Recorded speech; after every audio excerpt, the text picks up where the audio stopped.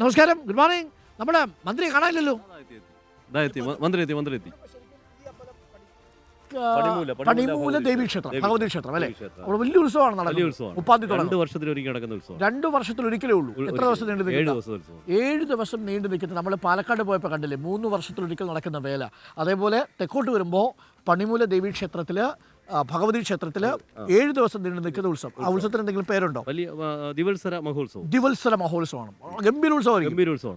വലിയ ഘോഷയാത്ര, പോത്തങ്കോട് ജംഗ്ഷൻ ചുറ്റിയുള്ള വലിയ ഘോഷയാത്രയും ഘോഷയാത്രയുണ്ട്. ഇന്നിപ്പോൾ അതിന്റെ നോട്ടീസിന്റെ പ്രകാശനമാണോ ഉള്ളത്? അതെ, നമ്മുടെ മന്ത്രിയാണ് നിർവഹിക്കുന്നത്. മന്ത്രി എത്തിക്കഴിഞ്ഞു. അപ്പോൾ നമ്മളോട് പറഞ്ഞെങ്കിലും അദ്ദേഹം സ്വീകരണങ്ങൾ ഏറ്റുവാങ്ങിക്കൊണ്ട് എത്തുകയാണ്. വിദേശകാര്യ സഹമന്ത്രി, നമുക്ക് അദ്ദേഹത്തിന് ഡോറൊന്ന് തുറന്നു കൊടുക്കാം. ഓക്കെ, അപ്പോൾ വിദേശകാര്യ സഹമന്ത്രി പി മുരളീധരൻ എത്തുന്നുണ്ട്. Yes, good morning. Good morning. Yes, തെരഞ്ഞെടുപ്പിൻ്റെ ചൂടൊക്കെ ആയി വരുന്നു. ഇന്നലെ പ്രഖ്യാപനം കഴിഞ്ഞു. പക്ഷേ ഉന്മേഷത്തിന് ഒരു കുറവുമില്ല. വളരെ ഹാപ്പിയാണ്. മുഖത്ത് സംതൃപ്തി കാണാനുണ്ട് ആദ്യഘട്ടത്തിൽ വന്നപ്പോൾ, അല്ലേ? എങ്ങനെയുണ്ട് മൊത്തത്തിലുള്ളൊരു ആദ്യത്തെ ഒരു ഫീൽഡ് പൾസ്? നമുക്കത് പറഞ്ഞുകൊണ്ട് തുടങ്ങാം. വളരെ നല്ല അനുകൂലമായിട്ടുള്ള സാഹചര്യമാണ്. കാരണം നരേന്ദ്രമോദി സർക്കാർ വീണ്ടും ഭരണത്തിൽ വരുന്നു, തീരുമാനമായി. അപ്പോൾ ഇനി നരേന്ദ്രമോദി സർക്കാരിൻ്റെ കൂടെ നിൽക്കുന്ന ഒരു എം പിയെ തിരഞ്ഞെടുക്കുന്നതിലൂടെ ഈ നാടിന് പ്രയോജനം ഉണ്ടാവും എന്നുള്ളതാണ് ജനങ്ങളുടെ ഒരു വിലയിരുത്തൽ. അതായത് നരേന്ദ്രമോദിക്കൊപ്പം നിൽക്കുന്ന ഒരു എം പി എന്ന് പറഞ്ഞാൽ ഞാൻ ഒരു പടി കൂടി കടന്നു പറയുന്നു, അടുത്ത തവണ നിങ്ങൾക്ക് ഉറപ്പിക്കാവുന്ന ഒരു കേന്ദ്രമന്ത്രി എന്ന നിലയിൽ അത് പ്രധാനമന്ത്രി എടുക്കേണ്ട തീരുമാനമാണ്. അതിനെക്കുറിച്ച് ഞാൻ കമൻറ്റ് പറയില്ല. കഴിഞ്ഞ തവണ 2.5 ലക്ഷം വോട്ട് നേടിയിട്ടുണ്ട്. അപ്പോൾ ഈ മണ്ഡലം എന്ന് പറയുന്നത് എ ക്ലാസ് മണ്ഡലത്തിൽ ഏറ്റവും സാധ്യതയുള്ള മണ്ഡലങ്ങളിൽ ഒന്നാണ് ആറ്റിങ്ങൽ മണ്ഡലം. അവിടെ കാര്യമായ അടിയൊഴുക്കുകൾ നടക്കുന്നു എന്നെനിക്കറിയാം. അതുകൊണ്ട് ഇത്തവണ താങ്കൾ മത്സരിക്കുമ്പോൾ ആ 2.5 ലക്ഷത്തിന് മുകളിലേക്ക് ഒരു 1.5 ലക്ഷം വോട്ടുകൾ കൂടി താങ്കൾക്ക് ക്യാപ്ചർ ചെയ്യേണ്ടതുണ്ട്. ഇക്കഴിഞ്ഞ 5 വർഷം കൊണ്ട് ആ വോട്ടുകൾ BJPക്ക് താഴെത്തട്ടിൽ സമാഹരിക്കാൻ കഴിഞ്ഞിട്ടുണ്ടാകുമോ? തീർച്ചയായിട്ടും. കാരണം നരേന്ദ്രമോദിജിയുടെ സർക്കാരിൻ്റെ ഗുണഫലങ്ങൾ, ആ ഗുണഫലങ്ങൾ അനുഭവിച്ചിട്ടുള്ള ആളുകളാണ് ഈ മണ്ഡലത്തിലുള്ള ബഹുഭൂരിപക്ഷം ആൾക്കാർ. ആ ആളുകൾ സ്വാഭാവികമായും അങ്ങനെ ഒരു സർക്കാർ തുടരണം എന്നുള്ള താല്പര്യവും ആഗ്രഹവും ഉള്ള ആൾക്കാരാണ്.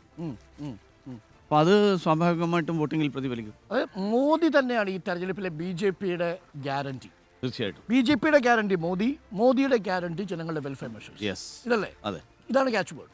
അപ്പം ആ ഒരു മുഖത്തെയാണ് നിങ്ങൾ അവതരിപ്പിക്കുന്നത്. മോദിയുടെ ഗ്യാരണ്ടിയാണ് വോട്ടായി മാറാൻ പോകുന്നത്. നരേന്ദ്രമോദി കഴിഞ്ഞ 10 വർഷമായിട്ട് നടത്തിക്കൊണ്ടിരിക്കുന്ന നിരവധി പ്രവർത്തനങ്ങൾ, ഇപ്പം കേരളത്തിലെ ആൾക്കാർക്ക്, പ്രത്യേകിച്ച് ആറ്റിങ്ങലെ ആൾക്കാർക്ക് ഏറ്റവും അവർക്ക് നേരിട്ട് എക്സ്പീരിയൻസ് ഉണ്ടായിട്ടുള്ളതാണ് ആറ്റിങ്ങൽ ബൈപ്പാസ്. അത് പക്ഷേ അടൂർ പ്രകാശ് പറയുന്നു താനാണ്. അങ്ങനെയാണെങ്കിൽ അടൂർ പ്രകാശ് മന്ത്രിയല്ലല്ലോ, കേന്ദ്ര സർക്കാരിൻ്റെ ഭാഗമല്ലേ. അടൂർ പ്രകാശിന് നിവേദനം കൊടുക്കാം, എല്ലാ MP മാർക്കും നിവേദനം കൊടുക്കാം. തീരുമാനം എടുക്കുന്നത് സർക്കാരാണ്. അത് കോൺഗ്രസിന്റെ സർക്കാരിലും അങ്ങനെയാണ്. പ്രതിപക്ഷ MP മാർക്ക് നിവേദനം കൊടുക്കാം. ആറ്റിങ്ങൽ വോട്ട് ചോദിക്കാൻ എളുപ്പമാണ്. നിങ്ങൾ ബൈപ്പാസ് നോക്കൂ, നിങ്ങൾ ഈ വികസന പദ്ധതികൾ, മറ്റു വികസന പദ്ധതികൾ നോക്കൂ. ESI ആശുപത്രി അല്ലേ? ഒരു ആശുപത്രി ഉണ്ട്. അപ്പോൾ ആ പദ്ധതികൾ നോക്കി നിങ്ങൾ വോട്ട്. ശിവഗിരി തീർത്ഥാടനത്തിന്റെ പ്രത്യേക പദ്ധതിയുണ്ട്. അപ്പോൾ ഈ പദ്ധതികൾ നോക്കി നിങ്ങൾ വോട്ട് രേഖപ്പെടുത്തു എന്നുള്ളതാണ്. അതായത് ഇവിടെ നിന്നൊരു മന്ത്രി ഇല്ലാതിരുന്നിട്ടും ഒരു MP ആറ്റിങ്ങലുകാർക്ക് ആറ്റിങ്ങൽ ബൈപ്പാസ് മാത്രമല്ല, Kazhakkoottam flyover, Kazhakkoottam bypass, ആരോട് ബൈപ്പാസൊക്കെ, ഇതൊക്കെ 40 കൊല്ലമായിട്ട് മുടങ്ങിക്കിടന്നിരുന്ന ഒരു കാര്യം. അത് നടപ്പിലായത് നരേന്ദ്രമോദി വന്നപ്പോഴാണ്. അപ്പോൾ ഞാൻ രാഷ്ട്രീയം പറയുന്നതിനോടൊപ്പം തന്നെ ഈ ചൂട് എങ്ങനെ മാനേജ് ചെയ്യുന്നു? ചൂട് കുഴപ്പമില്ല. തെരഞ്ഞെടുപ്പിന്റെ ചൂട് 39 ഡിഗ്രി ഇപ്പോൾ ഒരു ലഹരിയായി മാറി അല്ലേ? തെരഞ്ഞെടുപ്പിൽ രാഷ്ട്രീയ പ്രവർത്തനത്തിൽ പൊതുപ്രവർത്തകനായിട്ടുള്ള ഒരാളെ സംബന്ധിച്ചിടത്തോളം, എന്നെ സംബന്ധിച്ചോളം ഞാൻ AC റൂമിൽ കിടന്നിറങ്ങിയിട്ട് സംഘടനാ പ്രവർത്തനം നടത്തിയ ആളല്ല. അതുകൊണ്ട് എനിക്ക് ചൂടും തണുപ്പും ഒക്കെ ഒരേപോലെ ഞാൻ അനുഭവിച്ചിട്ടുണ്ട്. അത് മാനേജ് ചെയ്യാനുള്ള ശേഷി. ഒരു കാര്യം കൂടി, നമ്മളിപ്പോൾ ഈ തെരഞ്ഞെടുപ്പ് പ്രഖ്യാപിച്ചത് ഏപ്രിൽ 26 തെരഞ്ഞെടുപ്പ്. ഇനി ഒരു 40 ദിവസം എണ്ണിക്കൊണ്ട് 39 ദിവസമുണ്ട്. അപ്പോൾ അത് കഴിഞ്ഞാലും താങ്കളുടെ ജോലി തീരുന്നില്ലല്ലോ. കേരളത്തിൽ നിന്ന് മറ്റു സ്ഥലങ്ങളിലേക്ക് കൂടി താങ്കൾ പോകേണ്ടി വരും. 26 തീയതി കഴിഞ്ഞാൽ മറ്റു മണ്ഡലങ്ങളിലേക്കും പോകേണ്ടി വരും. നിശ്ചയിക്കുന്നതിനനുസരിച്ച് അപ്പോൾ ഒരു 80 ദിവസം ഈ ചൂടത്തായിരിക്കും താങ്കൾ, അല്ലേ? മെയ് അവസാനം വരെ. അത് കഴിഞ്ഞാൽ ഒരു റെസ്റ്റ് കിട്ടത്തുള്ളൂ. അപ്പോൾ ഇപ്പോൾ ഈ സമസ്തയുടെയും ലീഗിൻ്റെയൊക്കെ പ്രതികരണങ്ങൾ വന്നു. 26-ാം തീയതി തെരഞ്ഞെടുപ്പ് വെച്ചത് അവരുടെ ഈ വെള്ളിയാഴ്ചത്തെ ജുമാ നമസ്കാരത്തെ ബാധിക്കും, അതുകൊണ്ട് ആ തീയതി മാറ്റിവെക്കണം എന്നാണ് അവർ ആവശ്യപ്പെടുന്നത്. അവരുടെ ആവശ്യം ഇലക്ഷൻ കമ്മീഷൻ പരിഗണിക്കുന്നുണ്ടെങ്കിൽ അത് അവരാണല്ലോ തീരുമാനിക്കേണ്ടത്. സർക്കാരിന് അതിൽ റോളൊന്നുമില്ല. അത് ഇലക്ഷൻ കമ്മീഷനോ അത് അവർക്ക് ഇലക്ഷൻ കമ്മീഷൻ കൊടുക്കുക, ഇലക്ഷൻ കമ്മീഷൻ തീരുമാനം എടുക്കട്ടെ, അത്രേ ഉള്ളത്.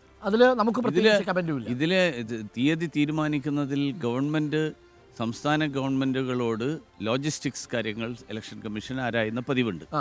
അതിനപ്പുറത്ത് കേന്ദ്ര ഗവൺമെൻറ് ഇലക്ഷൻ തീരുമാനിക്കുന്നതിൽ പ്രത്യേകിച്ച് ഒരു റോളുമില്ല. അപ്പോൾ ഒരുപക്ഷെ വിഷു, ഈസ്റ്റർ, ഇത് ഏപ്രിൽ 19-ാം തീയതി പൂരം ഉണ്ടായിരുന്നു.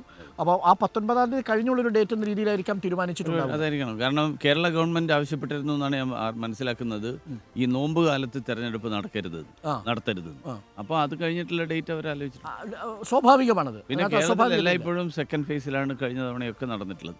അപ്പോൾ ആ സെക്കൻഡ് ഫേസിൽ നടന്നു, അതിനകത്ത് അസ്വാഭാവികതയില്ല. അതിൽ അങ്ങനെ ഏതെങ്കിലും ഒരു സമുദായത്തിനെ നോക്കിയിട്ടൊന്നും തെരഞ്ഞെടുപ്പ് കമ്മീഷൻ ഡേറ്റ് തീരുമാനിക്കുമെന്ന് എനിക്ക് തോന്നുന്നില്ല. അതെ, അതാണ് ആ കാര്യത്തിലുള്ളൊരു മറുപടി. ഇനി നമുക്ക് വളരെ പ്രധാനപ്പെട്ട ഒരു പൊളിറ്റിക്കൽ കാര്യത്തിലേക്ക് വന്നാൽ, ഈ മണ്ഡലത്തിലടക്കം LDF ഉയർത്തുന്ന ഏറ്റവും ശക്തമായിട്ടുള്ളൊരു പ്രചരണം എന്ന് പറയുന്നത് ഇടതുമുന്നണിക്ക് വോട്ട് രേഖപ്പെടുത്തുക, ഇവിടെ നിന്ന് 2 അക്കം ഒരു കാരണവശാലും കടക്കാൻ സാധ്യതയില്ല. അപ്പോൾ നമ്മുടെ മുന്നിൽ പ്രധാനമന്ത്രി വളരെ കോൺഫിഡൻസോടുകൂടി ആവർത്തിക്കുന്നു, 2 അക്കം കടക്കും എന്ന് കോൺഫിഡൻസോടുകൂടി ആവർത്തിക്കുന്നു. നമ്മൾ എങ്ങനെ കണക്ക് നോക്കിയാലും A ക്ലാസ് മണ്ഡലങ്ങളിൽ നിന്ന് നിങ്ങളുടെ പരിഗണനയിൽ തന്നെയുള്ളത് തൃശ്ശൂരുണ്ട്, ആറ്റിങ്ങലുണ്ട്, തിരുവനന്തപുരമുണ്ട്, പത്തനംതിട്ടയുണ്ട്, 4 മണ്ഡലങ്ങൾ. ഇതിനും അപ്പുറത്തേക്ക് ആ കണക്ക് പോലും നിങ്ങൾക്ക് പോലും പറയുന്നില്ല. ഒന്നാമത്തെ കാര്യം, ഈ A ക്ലാസ് B ക്ലാസ് ഒന്നും BJP ഉണ്ടാക്കിയിട്ടില്ല. ശരിക്കും അതൊരു മിത്താണോ? തീർച്ചയായിട്ടും. കാരണം ത്രിപുരയിൽ കഴിഞ്ഞ തവണ മത്സരിക്കുന്ന സമയത്ത് എത്ര A ക്ലാസ് മണ്ഡലം ഉണ്ടായിരുന്നു? BJP ജയിച്ചിട്ടേ ഇല്ലാത്ത മണ്ഡലങ്ങളിലല്ലേ BJP ജയിച്ചു വരുന്നത്. അപ്പോൾ തെരഞ്ഞെടുപ്പിൽ ജനങ്ങളാണ് പരമാധികാരി. ജനങ്ങൾക്ക് തോന്നുന്നിരിക്കട്ടെ വോട്ട് ചെയ്യണമെന്ന്, അവർ കൂട്ടത്തോട് വോട്ട് ചെയ്യും. അത് അവർ പാർട്ടിയൊന്നും നോക്കുന്ന പ്രശ്നമില്ല. BJPക്കാരനെ മാത്രമേ BJPക്ക് വോട്ട് ചെയ്യുള്ളൂ അങ്ങനെയൊന്നുമില്ലല്ലോ. CPMകാരും കോൺഗ്രസ്സുകാരും ഒക്കെ BJPക്ക് വോട്ട് ചെയ്യും. അവർക്ക് തോന്നുന്നിരിക്കട്ടെ ഈ തവണ BJP വരണം. അപ്പോൾ ജനങ്ങളിൽ ഞങ്ങൾക്ക് വിശ്വാസമുണ്ട്. അപ്പോൾ ഒരു സംശയമുള്ളത്, ഈ ഇരട്ട നമ്പർ എന്ന് പറഞ്ഞുകൊണ്ടാണ്. ഇപ്പോൾ 2 അക്കം എന്ന് പറഞ്ഞാൽ നമുക്ക് മനസ്സിലാവും. അപ്പോൾ പക്ഷേ ഈ ഇരട്ട ഡിജിറ്റ് എന്ന് പറയുമ്പോൾ 10-ൽ കൂടുതൽ വേണമല്ലോ. അപ്പോൾ അതിലാണ് മൊത്തത്തിലൊരു സംശയം. മൊത്തം വോട്ട് പെർസെന്റ് എടുത്താലും ഞങ്ങളുടെ സർവേയിൽ പോലും പ്രധാനമന്ത്രി ഇത് ആദ്യം പറയുമ്പോൾ, തിരുവനന്തപുരത്ത് ആദ്യം ഈ കാര്യം പറഞ്ഞപ്പോൾ പത്മജ വേണുഗോപാൽ BJPയിലേക്ക് വരുന്ന ആർക്കും പ്രതീക്ഷയില്ലായിരുന്നല്ലോ. പിന്നെ വന്നു AK ആന്റണിയുടെയും കരുണാകരന്റെയും മക്കൾ BJPയിലേക്ക് വരുന്നു എന്ന് പറഞ്ഞാൽ, കോൺഗ്രസ് കുടുംബത്തിൽ ജനിച്ചു വളർന്ന് ജീവിതകാലം മുഴുവൻ കോൺഗ്രസ് കുടുംബത്തിലുണ്ടായിരുന്ന ആളുകൾക്ക് ഈ കോൺഗ്രസ് കുടുംബത്തിൻ്റെ ഭാഗമായി നിന്ന് കോൺഗ്രസ് രാഷ്ട്രീയത്തിൻ്റെ ഭാഗമായി നിൽക്കുന്നത് നാടിൻ്റെ ഭാവിക്ക് പ്രയോജനപ്പെടില്ല എന്ന് അവർ സ്വയം തിരിച്ചറിഞ്ഞതുകൊണ്ടാണ് അവർ വന്നത്. ഇതേ സാഹചര്യം ജനങ്ങൾക്കുണ്ടാവുമല്ലോ. പക്ഷെ അപ്പോഴും മുതിർന്ന കോൺഗ്രസ് നേതാവ്, ഒരു മുൻ മന്ത്രിയടക്കം BJPയിലേക്ക് വരാൻ പോകുന്നുവെന്ന ശക്തമായ പ്രചരണമുണ്ടായിരുന്നു. പത്തനംതിട്ടയിൽ പ്രധാനമന്ത്രി എത്തുമ്പോൾ ദാ വരുന്നു കോൺഗ്രസിലേക്ക് ഒരു വലിയ നേതാവ് എന്നൊരു വലിയ പ്രചരണം ഉണ്ടായിരുന്നു. നമ്മളൊക്കെ കുറേ നേതാക്കന്മാരുടെ പിന്നാലെ പോയി. പക്ഷേ ആ നേതാക്കന്മാർ പറഞ്ഞു ഞാനല്ല കേട്ടോ എന്ന് പറഞ്ഞു. എല്ലാവരും നമ്മളടുത്ത് അങ്ങനെയാണ് പറഞ്ഞത്. അല്ല, ഇതൊക്കെ സമയമാകുമ്പോൾ വരും ഇനിയും. അതോ ഈ ഒരു സീസണിൽ അവസാനം ഞാൻ പറയണ്ടേ, അതായത് തെരഞ്ഞെടുപ്പിൽ അവസാനം നേതാക്കന്മാരെ മാത്രം ആശ്രയിച്ചിട്ടല്ല ഞാൻ പറയുന്നത്. ജനങ്ങൾ, വോട്ട് ജനങ്ങളുടേതാണ്. ഒരു നേതാവ് വിചാരിച്ചു കഴിഞ്ഞാൽ പക്ഷെ നേതാവിനെ കൊണ്ടുവരുന്ന ചെറിയ കാര്യമല്ല, നേതാക്കന്മാരടക്കം തിരുവനന്തപുരത്തെ വളരെ പ്രമുഖനായ ഒരു മുൻ മന്ത്രിയുമായി BJP ഇത്തരത്തിലുള്ള കൂടിയാലോചനകൾ നടത്തി അദ്ദേഹം താല്പര്യം പ്രകടിപ്പിക്കുകയും ചെയ്തിട്ടുണ്ടെന്ന് പറഞ്ഞത് ശരിയാണോ? എനിക്കറിയില്ല. ഇല്ല, എനിക്കറിയില്ല. അങ്ങനെ ചർച്ചകൾ നടക്കുന്നതായിട്ട് അറിയില്ല. അതായത് ഈ പറയുന്ന കാര്യം ചർച്ച നടക്കുന്നുണ്ടെങ്കിലും ഞാനത് പരസ്യമായിട്ട് പറയേണ്ട ഒരാളല്ല. അല്ല, അതുകൊണ്ടാണ് ചോദിച്ചത്. ഇനിയൊരു കാര്യം കൂടി, ഇനി വരും ഉറപ്പാണോ ഇത്? മുതിർന്ന നേതാക്കൾ ജനങ്ങൾ BJPയോടൊപ്പം വരും. ജനങ്ങൾ BJPയോടൊപ്പമാണെന്ന് തിരിച്ചറിയുന്ന മറ്റു പാർട്ടികളിലെ നേതാക്കന്മാരും വരും. മറ്റു പാർട്ടികൾ എന്ന് പറയുന്നത് CPMലെയും കോൺഗ്രസിലെയും ഒക്കെ ഉണ്ടല്ലോ നേതാക്കൾ വരും. തീർച്ചയായും. അപ്പോൾ അവർ ഏതെങ്കിലും തരത്തിൽ EDയെ ഭയന്നിട്ടോ വാഗ്ദാനങ്ങൾ കണ്ടിട്ടോ അല്ല? ഒരു EDയും വേണ്ട. പക്ഷേ പത്മജയുടെ കാര്യമാണ്, EDയേക്കാളൊക്കെ വലുത് ജനങ്ങളാണ്. പക്ഷേ പത്മജയും പത്മിനിയൊക്കെ വരുന്നത് കൊണ്ട് കാര്യമായൊരു മാറ്റം ഉണ്ടാകും, ഒരു ഇംപ്രഷനും. കോൺഗ്രസ് വരുമ്പോൾ അപ്പോൾ പിന്നെ അവർ അത്രയും കാലം എന്തിനാ അവരവിടെ ഉണ്ടായിരുന്നു? അന്ന് അവർക്ക് എന്തിനാ പ്രാധാന്യം കൊടുത്ത്? അവർ പോയത് കൊണ്ട് ഒരു മാറ്റം ഉണ്ടാവില്ല. അവർ പോയത് കൊണ്ട് മാറ്റം ഉണ്ടാവുകയല്ല, മാറ്റം ഉണ്ടാകുന്നത് കൊണ്ടാണ് അവർ വരുന്നത്. മാറ്റം ഉണ്ടാവുന്നത് കൊണ്ടാണ് ഇവർ വരുന്നത്. അത് പറയുന്നത് മോദിയുടെ ഇമേജ് മാത്രമല്ല, ജനങ്ങൾ മാറിക്കൊണ്ടിരിക്കുന്നു. അത് തിരിച്ചറിഞ്ഞുകൊണ്ട് ആ ജനങ്ങളോടൊപ്പം നിൽക്കാൻ അവർ തീരുമാനിക്കുന്നു. ഓക്കെ, ഇനി ഒരു കാര്യം കൂടി ഞാൻ അങ്ങ് സ്വന്തമാക്കാം. അങ്ങേക്ക് പരിപാടി ഉണ്ടെന്ന് എനിക്കറിയാം. ഇപ്പോൾ ഭാരത് റൈസ്, കെ റൈസ് വലിയ വിവാദമായി തീർന്നു. ഇപ്പോൾ റെയിൽവേ സ്റ്റേഷനുകളിലടക്കം ഭാരത് റൈസ് കൊടുക്കാൻ തീരുമാനിച്ചിരിക്കുന്നു. അത് യഥാർത്ഥത്തിൽ ഈ തെരഞ്ഞെടുപ്പിനെ മുന്നിൽ കണ്ടുകൊണ്ടുള്ള ഒരു പെട്ടെന്നുള്ള നീക്കമായിട്ടാണ് വിമർശിക്കപ്പെടുന്നത്. അങ്ങനെയല്ല, അതായത് ഓരോ സാഹചര്യത്തിൽ ആ സാഹചര്യത്തിൻ്റെ പരിഗണിച്ചുകൊണ്ടാണ് കേന്ദ്ര ഗവൺമെൻറ് ഇതുപോലുള്ള തീരുമാനങ്ങൾ എടുക്കുന്നത്. തെരഞ്ഞെടുപ്പ് ഉണ്ടായാലും ഇല്ലെങ്കിൽ, ഇപ്പോൾ ഉദാഹരണത്തിന് കോവിഡിൻ്റെ കാലത്ത് തെരഞ്ഞെടുപ്പ് അതിനുശേഷം നടന്നപ്പോഴാണ് ആദ്യം ഈ 80 കോടി ആളുകൾക്ക് സൗജന്യമായിട്ട് അരി കൊടുക്കാൻ തീരുമാനം. തെരഞ്ഞെടുപ്പ് കഴിഞ്ഞതിന് ശേഷം തുടർന്നു. അപ്പോൾ ഈ കെ റൈസ് അതിന് ബദലായിട്ട് വരുന്നുണ്ട്, ഭാരത് റൈസിന് ബദലായി. കെ റൈസ് പേരല്ലേ, അത്രേ ഉള്ളൂ. പിന്നെയല്ല, കാരണം സപ്ലൈകോയിൽ ഭക്ഷണം കൊടുക്കാൻ പറ്റാത്ത ആൾക്കാർ, അരിയും പയറും പിന്നെ കൊടുക്കാൻ പറ്റാത്ത ആൾക്കാർ എങ്ങനെ ഈ അരി കൊടുക്കുക? ഈ FCIയിൽ എടുത്ത അരിയുടെ പിന്നെ പണം കൊടുക്കാൻ, നെല്ല് സംഭരണത്തിന് കൊടുക്കാൻ പറ്റാത്ത ആൾക്കാർ എങ്ങനെയാണ് പുതുതായിട്ട് എടുക്കുക? അപ്പോൾ ഈ കെ റൈസുമായി ബന്ധപ്പെട്ടൊരു വലിയ വിവാദം കേരളത്തിൽ CPM-ന്റെ ഏറ്റവും വലിയ പ്രത്യേകത, അവർ കെ സ്പേസ് സ്റ്റേഷൻ ഉണ്ടാക്കുന്നതാണ് പറഞ്ഞത്. ബഹിരാകാശ ഗവേഷണത്തിനടക്കം ഞങ്ങളുടെ കെ ഉണ്ടാവുന്നതാണ്. കെ കുറെ കാലമായിട്ട് പറഞ്ഞുകൊണ്ടിരിക്കുകയാണ്. ആ കേക്ക് അതിനപ്പുറത്തേക്കൊന്നും ഒരു പ്രസക്തി പോകുന്നതായിട്ട് കേട്ടിട്ട്. ഒരു കാര്യം കൂടി, ഇപ്പോൾ CA ആണ് കേരളത്തിൽ ചർച്ച ചെയ്ത്. തെരഞ്ഞെടുപ്പിന് മുമ്പ് LDF വളരെ ശക്തമായി CA വിഷയം ഉന്നയിച്ചിട്ടുണ്ട്. അതിലിപ്പോൾ കോൺഗ്രസും LDFും തമ്മിലൊരു തർക്കം നടക്കുന്നുണ്ട്. CA വിഷയത്തിൽ ആരാണ് നോ എന്ന് പറഞ്ഞത്, ആരാണ് വോട്ട് രേഖപ്പെടുത്തിയത്. ഇപ്പോൾ കണക്കുകൾ സഹിതം പുറത്തു വരുമ്പോൾ കോൺഗ്രസ്സുകാർ വോട്ട് രേഖപ്പെടുത്തിയിട്ടുണ്ട്. പക്ഷേ അത് മുഖ്യമന്ത്രി വളരെ ശക്തമായി എല്ലാ വേദികളിലും ഉന്നയിക്കുന്നുണ്ട്. CA വിഷയത്തിൽ കോൺഗ്രസ് BJPക്കൊപ്പമായിരുന്നു എന്നൊരു നിലപാട്. ഒന്നാമത്തെ കാര്യം, CA എന്ന് പറയുന്നത് പ്രകാശ് കാരാട്ട് ഉൾപ്പെടെ പണ്ട് പാർലമെൻറ്റിൽ ആവശ്യപ്പെട്ടിട്ടുള്ളതാണ്. മൻമോഹൻ സിംഗ് ആവശ്യപ്പെട്ടിട്ടുള്ളതാണ്. ഗാന്ധിജി ആഗ്രഹിച്ചിരുന്നതാണ്. അതായത് CA എന്നുള്ളതല്ല, അന്യരാജ്യങ്ങളിലെ നമ്മളോട് ചേർന്ന് കിടക്കുന്ന 3 രാജ്യങ്ങളിലെ അഭയാർത്ഥികളായിട്ടുള്ള ആളുകൾക്ക്, അവിടെ മതപീഡനം നേരിടുന്ന ആളുകൾക്ക്, അവർക്ക് ഇന്ത്യയിൽ അഭയം കൊടുക്കണം, അവർക്ക് പൗരത്വം കൊടുക്കണം. ഈ സത്യത്തിൽ പൗരത്വ നിയമം ഇന്ത്യയിൽ നിലവിലുള്ള ആരെയും ബാധിക്കുന്ന വിഷയമല്ല. കേരളത്തിൽ ആരെയും ബാധിക്കുന്ന പ്രശ്നമേ ഇല്ല. കേരളത്തിൽ ഒരു അപേക്ഷ പോലും ഒരു അപേക്ഷയല്ല, ആരുമില്ല. അതായത് നിലവിൽ, അതായത് ഈ ഇരിക്കുന്ന ആൾക്കാർക്ക് ആർക്കെങ്കിലും CA ആയിട്ട് ബന്ധമുണ്ടോ? ഇല്ല. ആർക്കാ CA എന്ന് പറയുന്നത് ബംഗ്ലാദേശ്, പാകിസ്ഥാൻ, അഫ്ഗാനിസ്ഥാൻ, ഈ രാജ്യങ്ങളിൽ നിന്ന് വന്നിട്ടുള്ള ആൾക്കാർക്കാണ് CA.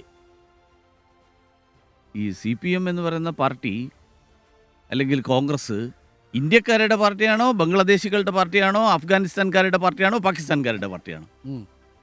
ഇന്ത്യക്കാരുടെ പാർട്ടിയാണെങ്കിൽ അവരെന്തിനാ ഇതിനെ ഒബ്ജക്റ്റ് ചെയ്യുന്നത്? ഒന്ന്. രണ്ടാമത്തെ കാര്യം, ഈ പ്രശ്നം ഇപ്പോൾ ഉന്നയിക്കാനുള്ള മുഖ്യമന്ത്രിയുടെ പ്രധാനപ്പെട്ട കാരണം, മുഖ്യമന്ത്രിയുടെ മകള് മാസപ്പടി വിവാദത്തിൽ പൈസ വാങ്ങിയതിന് ഒരു കാരണം പോലും പറയാൻ മുഖ്യമന്ത്രിക്ക് പറ്റുന്നില്ല. എന്ത് സേവനം നൽകിയതിന്റെ പേരിലാണ് കരിമണൽ കമ്പനിയിൽ നിന്ന് പണം വാങ്ങിയത്? CA വിഷയം ഉന്നയിക്കുന്നത് കരിമണൽ വിവാദത്തെ മറച്ചു വയ്ക്കാനാണ്. തീർച്ചയായിട്ടും അതിനുവേണ്ടി മാത്രം. അതിന്റെ പേരിൽ ഈ സമൂഹത്തിൽ വർഗീയമായിട്ടുള്ള തിരിവുണ്ടാക്കുക, വർഗീയമായിട്ടുള്ള ഭിന്നിപ്പുണ്ടാക്കുക. വോട്ട് കിട്ടില്ലെന്നറിയാം, പക്ഷേ ഈ ഭിന്നിപ്പുണ്ടാക്കിയിട്ട് തൽക്കാലം പറ്റുകയാണെങ്കിൽ എവിടെയെങ്കിലും ഒരു കുറച്ച് അക്രമങ്ങളൊക്കെ നടന്നു കഴിഞ്ഞാൽ ജനങ്ങൾ മുഴുവൻ ചർച്ച ചെയ്യുന്നത് കരിമണലിന് പകരം, കൈക്കൂലിക്ക് പകരം, മാസപ്പടിക്ക് പകരം CA. ഒറ്റക്കാര്യം കൂടി, നമ്മുടെ ഈ സാമ്പത്തികമായിട്ട് കേന്ദ്രം ഞെരുക്കുന്നു എന്നുള്ളത് പറയുമ്പോഴും സുപ്രീം കോടതിയിൽ കേരളം കൊടുത്ത കണക്ക് 24,000 കോടിയുടേതാണ് വായ്പയുടെ പരിധി. അത് 57,000 കോടി എന്നുള്ള കണക്കൊക്കെ മാറി. അവിടെ സുപ്രീം കോടതിയിൽ അതിൽ 13,000 കോടി കിട്ടാനുള്ളതാണ്. ബാക്കി 11,000 കോടിയാണ് ഇപ്പോൾ തർക്കം. അപ്പോൾ യഥാർത്ഥത്തിൽ കേന്ദ്ര സർക്കാർ വരിഞ്ഞു മുറുക്കുന്നു എന്നുള്ളൊരു ഫാൾസ് ഇംപ്രഷൻ ക്രിയേറ്റ് ചെയ്യായിരുന്നു സംസ്ഥാന സർക്കാർ. തീർച്ചയായിട്ടും.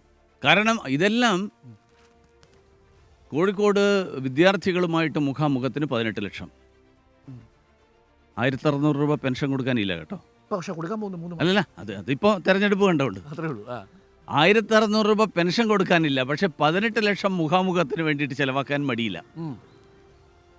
എറണാകുളത്ത് കൊല്ലത്ത് വയോജനങ്ങളുമായിട്ട് മുഖാമുഖം, പക്ഷെ വയോജനങ്ങളുടെ പെൻഷൻ കൊടുക്കാനില്ല. ഈ നാടകമാണ് നടന്നുകൊണ്ടിരിക്കുന്നത്. അപ്പോൾ അതുകൊണ്ട് കേന്ദ്രം ഞെരുക്കുന്നു എന്ന് പറഞ്ഞ് പ്രചരണം നടത്തി ഒരു കേന്ദ്രവിരുദ്ധ വികാരം ഉണ്ടാക്കാൻ വേണ്ടിയിട്ട് ശ്രമിച്ചു, പരാജയപ്പെട്ടു. അപ്പോൾ ഇപ്പോൾ പിടിച്ചിരിക്കുകയാണ് പൗരത്വം. അത്രേ ഉള്ളൂ. അതാണ് ഈ തെരഞ്ഞെടുപ്പിന് ഉപയോഗിക്കാൻ പോകുന്ന ചൂണ്ടയാണെന്നാണ്. അപ്പോൾ എല്ലാവിധ ആശംസകളും നേരുന്നു. അപ്പോൾ വളരെ സജീവമായിരിക്കും. ഇനിയിപ്പം ഈ 40 ദിവസം ഇവിടെ തന്നെ ഉണ്ടാവും, പുറത്തു പോകുന്നില്ല. മണ്ഡലത്തിൽ തന്നെ ആവശ്യപ്പെട്ട് പോകേണ്ടി വളരെ ശക്തമാണ്. അപ്പോൾ ഒരു കാര്യം കൂടി ചോദിക്കും, തിരുവനന്തപുരത്ത് നിന്ന് ഒരു മന്ത്രി ഉണ്ടാവുമെന്നും തൃശ്ശൂരിൽ നിന്നൊരു മന്ത്രി ഉണ്ടാവുമെന്നും ഒക്കെ കേട്ടു. ആറ്റിങ്ങിൽ നിന്ന് മന്ത്രി ഉണ്ടാവുമെന്ന് കോൺഫിഡൻസോടുകൂടി BJP പറയുന്നുണ്ടോ? അല്ല, ഞാൻ പറയുന്നത് ജനങ്ങളോട് അഭ്യർത്ഥിക്കുന്നത് ഒരു കേന്ദ്ര സർക്കാരിൻ്റെ പിന്തുണയ്ക്കുന്ന ഒരു MP, ആ MP ഉണ്ടായിക്കഴിഞ്ഞാൽ ജനങ്ങൾക്ക് പ്രയോജനമുണ്ടാവും. എന്ത് പ്രോമിസാണ് ഫസ്റ്റ് പ്രോമിസ്? ഒറ്റ കാര്യം ആറ്റിങ്ങിലെ വോട്ടർമാരോട്. ജനങ്ങൾക്ക് വേണ്ടിയിട്ട് ഞാൻ ഇവിടെ തന്നെ ഉണ്ടാവും. ഇവിടെ തന്നെ ഉണ്ടാവും, മണ്ഡലത്തിലുണ്ട്. എന്ന് പറഞ്ഞാൽ വല്ലപ്പോഴും സന്ദർശിക്കുന്ന MP ആയിരിക്കില്ല, വിസിറ്റിംഗ് MP ആയിരിക്കില്ല. അതായത് ആറ്റിങ്ങൽ മണ്ഡലത്തിൽ വിസിറ്റിംഗ് വിസ ഇല്ല, പെർമനന്റ് വിസ ആയിരിക്കും. Okay, thank you. നമുക്കൊപ്പം ചേർന്നത് വി മുരളീധരനാണ്. വളരെ പ്രധാനപ്പെട്ട ചില നിരീക്ഷണങ്ങൾ. ഈ തെരഞ്ഞെടുപ്പിൽ CAA LDF ഉയർത്തുന്നത് രാഷ്ട്രീയമായ ലാഭത്തിനു വേണ്ടിയാണെന്നും അത് മാസപ്പടി വിവാദം മറയ്ക്കാൻ വേണ്ടിയാണെന്നുമാണ് ഇപ്പോൾ വി മുരളീധരൻ നമ്മളോട് പറഞ്ഞിരിക്കുന്നത്.